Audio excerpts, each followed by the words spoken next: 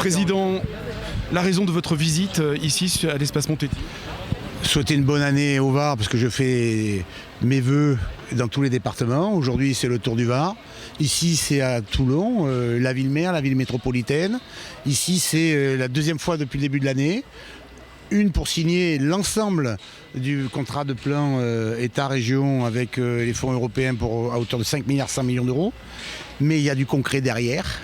Et c'est l'espace Montetti qui vient au milieu de ce vaste territoire être un outil supplémentaire, et là un outil supplémentaire qui a été bien anticipé très maintenant, parce que c'est le regroupement des écoles d'infirmières et d'aides-soignants qui étaient 6 répartis et où on en fait un pôle d'excellence sur un bâtiment magnifique, ici avec des matériaux qui sont nobles. Donc c'est un clin d'œil d'espérance pour ce début d'année avec des actes concrets et avec cette jeunesse qui a été exceptionnelle pendant cette crise. Pour rester sur ces vœux, vous pensez que l'année 2021 sera l'année du renouveau et du soulagement, en tout cas pour le deuxième semestre?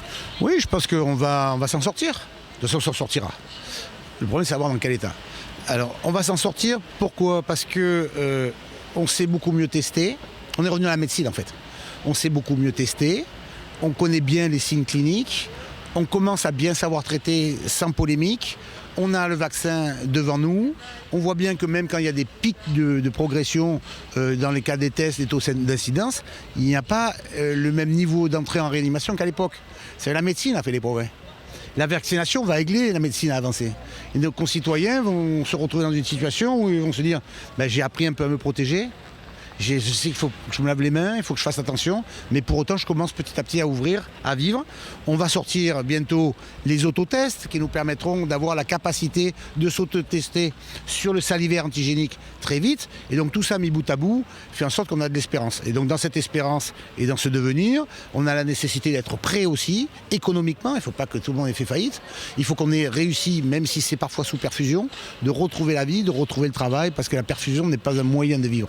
Il faut qu'on retrouve le travail, et donc je pense qu'on va finir par y arriver, même si dans cette période encore on a des craintes, mais le variant britannique il se contamine un peu plus, c'est vrai, mais il n'est pas plus dangereux, donc voilà, on avance. Comment se fait-il que dans le discours médiatique et politique, d'ailleurs, personne ne parle de sortie de crise, d'un horizon justement beaucoup plus clair d'ici la fin de l'année? Je crois qu'il y a c'est une erreur. Je suis médecin, vous le savez.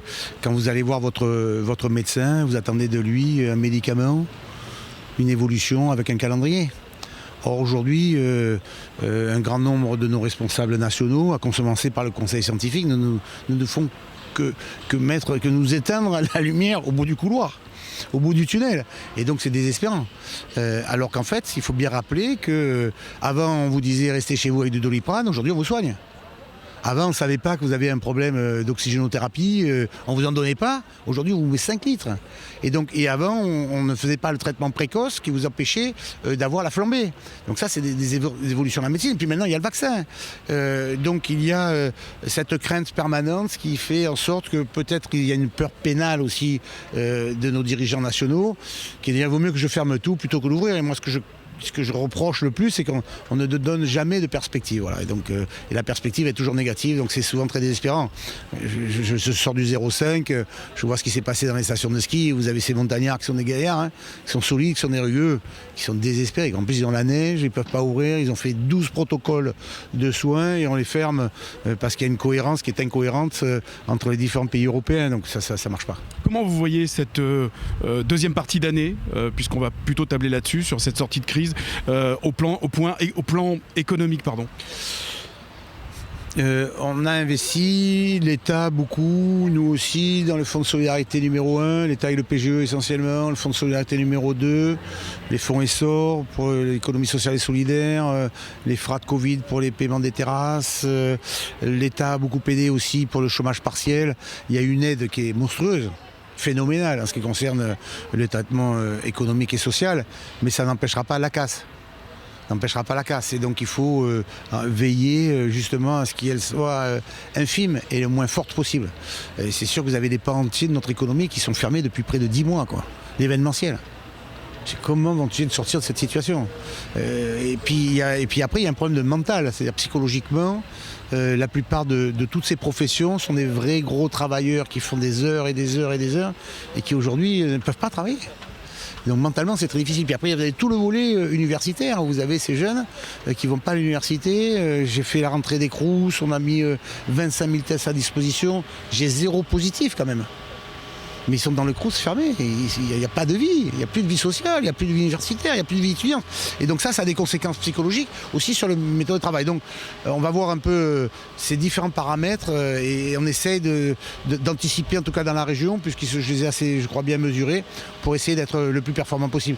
Mais quand vous regardez ceux-là, là, les jeunes étudiants, les jeunes infirmiers, infirmières, qui ont beaucoup appris dans la crise, qui sont allés au front tout seuls et qui ont le sourire, ils ont appris énormément.